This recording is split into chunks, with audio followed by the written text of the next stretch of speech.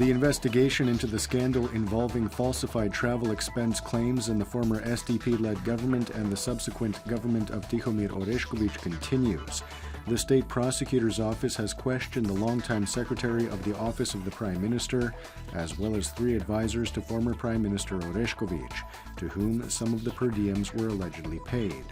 The first suspect in the case, former SDP MP turned independent, Tomislav Saucha, who was recently arrested for allegedly siphoning off some €70,000 while serving as the head of the Office of the Prime Minister during Zoran Milanovic's mandate, maintains his innocence. Parliament's Judiciary Committee is holding a session behind closed doors today at which they are discussing the independence of the judiciary.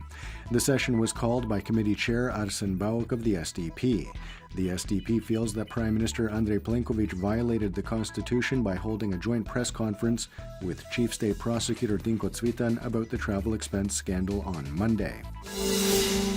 Meanwhile, former Justice Minister Vesna Škare-Ožbolt told Croatian television today that this was not, as claimed by the SDP, the first time a sitting prime minister had held a joint press conference with the chief state prosecutor, reminding that former Prime Minister Ivo Sanader and former Chief State Prosecutor Mladen Bajić had done so in 2008 with regard to the privatization fund scandal.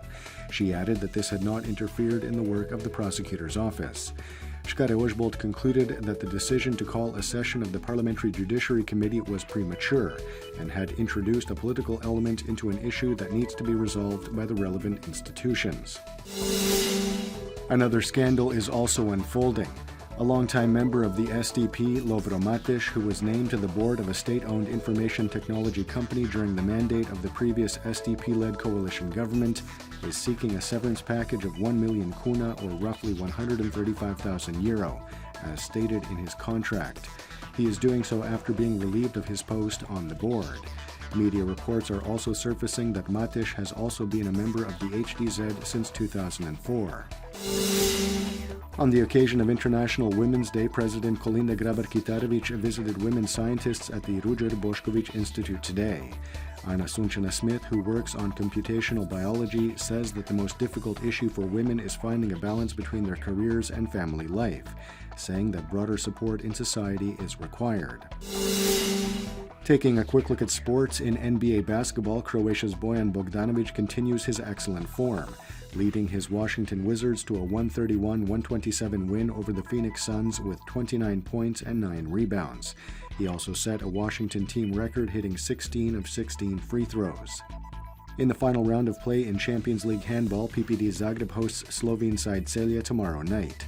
Zagreb needs to win by at least 3 goals to advance to the round of 16. That game starts at 7 p.m. And now the forecast for the remainder of the day. The coast and western reaches of the interior will see predominantly sunny skies, mostly cloudy in the east with some isolated showers that will cease by nightfall. There will be a moderate to strong northeasterly on the coast, reaching gale-force and even hurricane-force gusts in some places. Highs will be between 8 to 13 degrees Celsius inland, 12 to 16 on the Adriatic. The 3-day forecast for the interior calls for a mix of sun and cloud cover with some showers, especially on Thursday and Friday. Daily highs will rise, but expect cooler mornings. Predominantly sunny on the coast going into the weekend.